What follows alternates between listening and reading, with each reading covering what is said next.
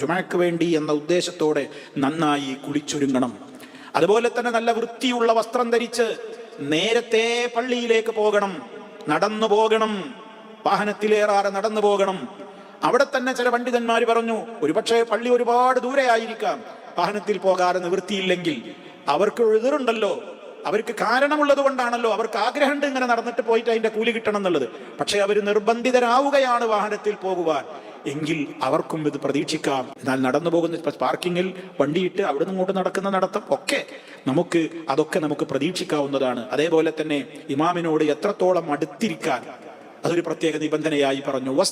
സാഹൂദം ശ്രവിച്ചു, ഒന്നും ചെയ്തില്ല, അനങ്ങാതെ ഇരുന്നു. സഹോദരങ്ങളെ, ഈ ഹദീസിൽ പറഞ്ഞ എല്ലാ കാര്യങ്ങളും ശ്രദ്ധിക്കുന്നവർക്ക് റഹ്മാനായ റബ്ബ് നൽകുന്നത്, അവൻ വെക്കുന്ന ഓരോ ചുവടുവെപ്പുകൾക്കുമുണ്ട് അജുറു സനത്തിൻ, ഒരു വർഷത്തെ കൂലി.